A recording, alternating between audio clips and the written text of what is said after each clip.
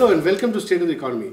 Today our guest is Dilip Chenoy, who's the CEO of National Skill Development Corporation, a body which was formed by the previous government to help skill 10 million people, youths, who come into the employment market every year. Welcome to our show, Mr. Dilip Chenoy. Now, this organization was formed some years ago by the UPA government, specifically with the idea of skilling the youth of India, because there was a felt need that people are coming to the employment market but without probably the necessary skills. So we had a great demographic dividend, but not necessarily requisite skills to suit certain sectors that needed those skills.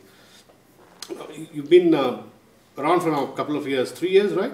So can you just tell us what have you learned so far, and what have you, what's been the learning so far? Thank you. And if you look at the formation of the National Skill Development Corporation, it really was in response to industry's observations that one, they were unable to find people to employ, that there were jobs and there were no people, and there were people and no jobs. So it was a very interesting scenario. How do you bridge this demand-supply gap? Yeah. The second was that industry did not have the ability to contribute in working with the training institutions in determining the curriculum or in the assessment or certification process, and therefore the outcome from those institutes had a very low employability. And third, the total capacity in the country was around 3.1 million in 2008, and if you had your 10 million or 12.8 million people joining the workforce every year, you needed to increase the capacity by 3 or 4 times to actually enable every person entering the workforce to be trained. So the idea was to put the private sector or the employer in the center of the whole system and get them to contribute in skill development efforts. So the idea then was to put up a corpus which this NSDC could use, but use it in a manner that it enables to create shared value. So the first learning was that unless everybody has a stake in the game, you're not going to get outcomes. So the trainee should have a stake in the game by paying certain fees. The training institution should have some stake in the game by, training people, not getting the full reimbursement, but ensuring that he creates value.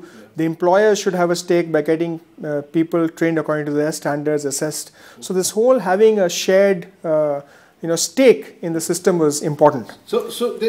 Now this was the first public-private PPP model in the area of skill development, am I right? Yes, so this is a very structured model. Yeah. It is a Section 25 or now a Section 8 company, with the government holding 49% equity, yeah, and 10 private sector organizations, which are associations, yeah, ASSOCHAM, CI and FICCI in alphabetical order. Then you had the Confederation of Real Estate Developers. We had the Council of Leather Exports. We had the Confederation of Indian Textile Industry. So construction, leather, textile, huge, so gems and jewelry. Which have come together. Yeah, gems and jewelry, auto, IT. Mm-hmm. So I used to actually represent the auto industry on the board of NSDC in the early formation, mm-hmm, days.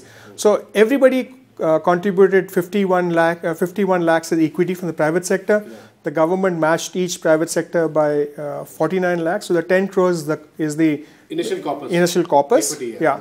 And then there was a fund created in the government called the National Skill Development Fund, which found mention in the speech of the then finance minister, mm-hmm, saying that this is a fund that is going to use to attract private sector, government, multilateral and bilateral funding into it. Mm-hmm. And roughly about 15,000 crores would be required to train the 15 crore people that NSDC was mandated to do.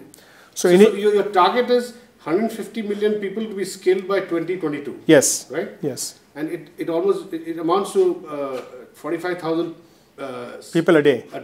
Every day, 365 days of the year and 366 every 4th year. So do you think it's a very tough target? See, you asked me the question, what was learned? Mm-hmm. So traditionally people would say, okay, 150 million, 10 years, 15 billion a year. Yeah. But the vocational and education space does not work that way. It's exponential growth. So the first year we did 20,000. The second year we did 1,80,000. The third year we did 4 lakhs. Last year we did 10 lakhs. This year the target is 33 lakhs. So it's growing in geometric progression. Yeah. So what we're saying is that... So when you say we did 10 lakhs, what you're saying is that you created capacity. Yes. I need to explain that. So NSDC does not run training centers. What we found was, like in the 80s and 90s, there was a need for development finance. So the early days of ICICI Bank, IDFC Bank, when they gave development finance, we did the same model here. 6% interest rates, 3 to 4 year moratoriums, 10-year repayment period, 75% of the project cost will be funded. Now, again, I go back to say what we learned. What we learned in the skill space was that people did not get long-term funding. All government programs, all CSR was 1 year funding. So the organizations used to spend a lot of time chasing money rather than skilling people. Because of that, the second thing, people had 1 year plans, nobody had a long-term plan. The third thing that we learned was that in any center, you either had a saturation of skills or a saturation of people. So if you went to many of the training institutions that existed, you found certain departments closed because nobody wanted to learn. But because that equipment was allocated to that institute, it could not be moved elsewhere to train people who were interested. So we had to find a model that could be flexible. Second, that could enable the training institution to build a 10-year plan. And third, scale. Now, scale had a very interesting economic impact. If you trained 100 people in one center, it cost you 17,000 rupees to train each one of them. But if you did 1,000 or 10,000 across centers, the cost came down to 6,000 and 7,000 rupees. Economies of scale. So you said, I read somewhere that you've trained 34 lakh people so far. Yes. Now, following this model that you just spoke about, now, which sectors are they from? So what we did... Which are the sectors? So what we did, we actually developed a 10-year plan for NSDC. So the first year said we will get 25 companies or organizations who are willing to take a loan from NSDC and scale a certain number of people over 10 years. So till date, we have actually approved 169 training organizations with a total commitment of about 2,300 crores that have the capacity to skill 80 million people by 2022 if they all succeed. How many organizations? 169. And how many of these are new ones? Or so we have three. We have already present in the space. We have 3 types of organizations. One is startups. So about 15 of them are startups. They never exist, right? Second were corporates who were not in training. Asian Paints, Kalyani, Mahindra. So they came into training. They came into training. And we had other people like Aptech and NIIT who were in training but not in the area of training that we were looking at. So we helped them expand, or Jet King or things like that. And then there were a whole lot of other non-governmental organizations, Anudeep, Gram Tarang or Pratham. So you're saying all these put together have a commitment of training and skilling 80 million people. 8 crore people by 2022 if they all succeed. But again, like I said, what is the learning? Normally, in the education business or in the skilling business, you have somewhere between 15 to 30% failure. So although our target is 15 crores or 150 million, we are planning for 21 crores of funding capacity, and we'll see that we reach the 15 crore mark. Are you seeing, Dilip, the beginnings of the skills that you have created being matched by their employment in the sense, as you said, there's a demand side and there's a supply side. You are dealing with the supply side, right? So what we said is the model has changed. Again, going back to the model has changed. Earlier, people used to train, then who do job fairs. Now what has happened is that the most important learning was, if you go back to what happened in the Prime Minister's Council on Trade and Industry, said we don't have the ability to set standards.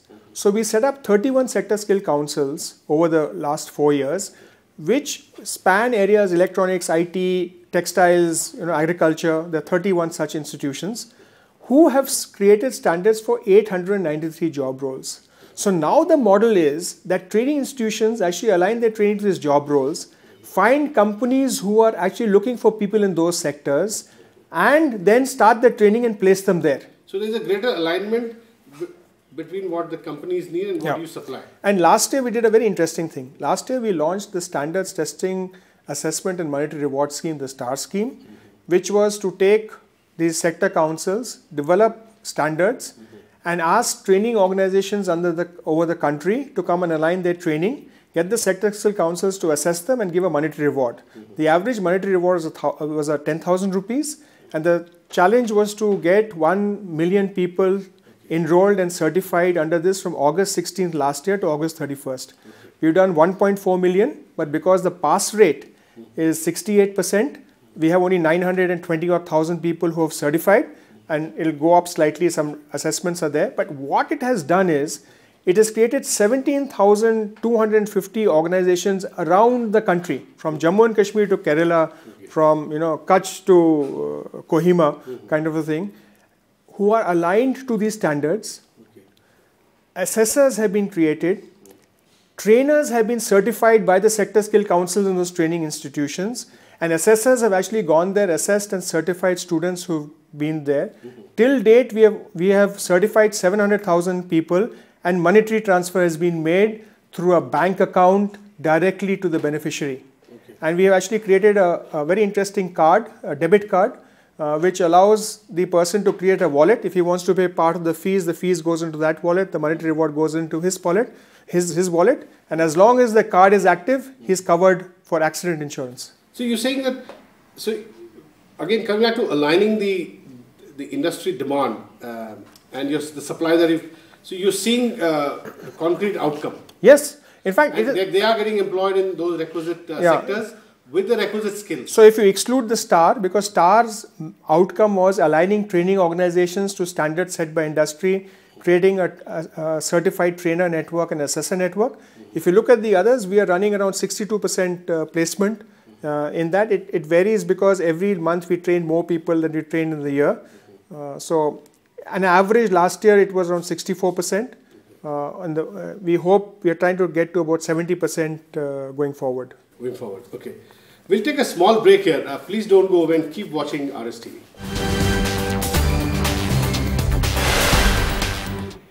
Welcome back to State of the Economy. We are having a conversation with Mr. Dilip Chenoy, CEO of National Skill Development Corporation. Dilip, you were saying that you indeed have created skills. You have your organization, in fact, has aligned supply of the right kind of skills for the right kind of industry, what demand that has come from there. So now give us some example of which states are doing well in this regard and happy with the kind of skills that you have created. The first thing we got was from a very senior industrialist who is in the infrastructure business and wanted people in Madhya Pradesh. Okay. So he sent me a mail saying, Dilip, can you let me know, feedback is interested in employing people there. So we connected him with our training partner called ISECT. And he sent back a mail and said, Madhya Pradesh. In Madhya Pradesh. Okay. He said, I've never seen this, that, I call you today, tomorrow, the next day the guy is there, and then day after we have the people to work in. Okay. In Pune, we are running a very interesting exercise with the CREDAI Pune, where they are training masons and carpenters in construction sites, and they've developed uniforms for them. And they have made a bank account for each person, and they're depositing the money into the person's bank account. So one person who was a mason has now become a contractor, and he is in charge of a contract for a 25-story building. We have, in the same state, we have the first female contractor coming out of that system. You think all this happened in the last 3-4 years? Yeah, last 2.5 years. 2.5 years, that even existed. Yeah. If you see, I got a call from West Bengal saying that, are there any certified trainers here? And through the STAR scheme, we found out that there were 5,700 plus certified trainers. We sent the email list, and they made a call and verified. And now they want to use those 5,000 trainers to lay another 5,000 trainers so they can have many more people. Okay. There are also, we run another program called UDAN, which is for the graduates and postgraduates in J&K, whom we get out and train, and 57 companies have committed to do that. So we recently launched a drive in J&K last week, and when the team actually deboarded from here, one of the staffers of Indigo came in and said, I am actually a product of UDAN. Okay. And you do this for people with education of up to a certain level, or is it, if you look at the 31 sector skill councils and the 93 job roles that we've created, there's a national skills qualification framework which was launched in December of last year. This is from level 1 to level 10. Broadly corresponding level 1 is class 9 and level 10 is PhD. Okay. So it is from recruit to researcher. It is across, depending on what job roles are there, cyber security expert, Okay. Optical telecom engineer, so different, So you do provide skilling for engineers also? Yes. In fact, a lot of engineering colleges. So in a way, you're competing with the engineering colleges, right? We're not competing with the engineering colleges. See, one of the first learnings was that you never compete with the government system. Yeah. You don't supplant the government system, you supplement. So while all the government systems are giving grants, we give a kind of a loan, and then we work with different government departments. We work with the Ministry of Human Resource Development to deliver same level of training, level 1 to 4 in class 9, 10, 11 and 12. So the other story is from Haryana, where this boy, father came to give us sweets, and we learned that he had not passed his 12th. I said, why are you giving us sweets? He said, no, but my son has got a job in Vijay Sales as a cashier, and he now earns more than all of us put together. Okay, because he had learned... He had taken a customer service associate training in school, in the Haryana school. Okay. And 315 kids of the first batch, everybody was employed. It was security, automotive, retail. Now healthcare is being done in many centers in Haryana, in 174 centers in Punjab, in Himachal Pradesh. And what is happening here is something very interesting. In the university space also, a lot of engineering colleges are giving a skill in addition to that. In the STAR scheme that I talked to you about, out of the 17,000 odd centers, 750 were colleges or universities, where in addition to their engineering or their BA degree, they learned a skill. So when they came out of their course, they could find a job. Okay. So that's actually, there are three types of people in India. One in school or college and university, one out of school and university and college, and one in the workforce.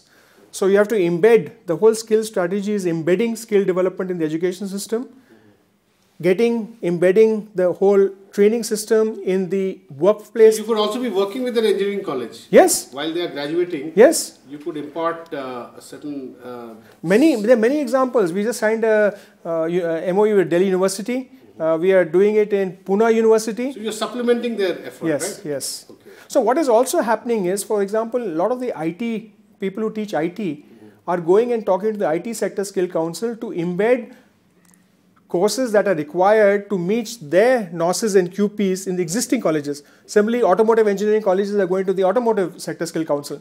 The Telecom Sector Skill Council has, I think, an MOU with some 15 or 16 engineering colleges where they're actually doing this. So this is an ecosystem which is really aligning supply and demand. And so one could argue that that you are acting as a catalyst in this whole, in creating this ecosystem, right? We are acting a catalyst in 4 different ways. One is actually enabling people to set up capacity. 2 is getting industry to come together and help in setting the standards. 3, in creating a financial ecosystem through the vocational loan program by the Indian Banks Association, or funding NBFCs to actually do that. So through a combination of instruments. Yes, it's an ecosystem really which we are looking at it, which is... and tell me, what difference has this government made in continuation of your efforts? Has it made any difference by creating a separate skill development ministry? See, I think... How do things change? Let me explain to you. See, one of the challenges that any government faces is that as we go forward, there are going to be more number of young people seeking either education or entrepreneurship or job opportunities. So one of the challenges in the system was that there are multiple ministries doing multiple programs, and there was a need to get a sharper focus on this. So the previous government actually initially had thought of a ministry, authority, and then became an agency going forward. This government, so Mr. Prime Minister Modi came in, created first a department under a minister, then the recent cabinet expansion we have Mr. Rudy as the minister. So the objective is, can we have a single point coordination mechanism to actually, very simple. He talks of skills, speed and scale. So can we introduce speed and scale in the skill development efforts in the country by sharper coordination, more intelligence use of funds, and expanding private sector partnership. So that's the model which I think this ministry is looking at. They've got some of the finest officers in the ministry, just starting to.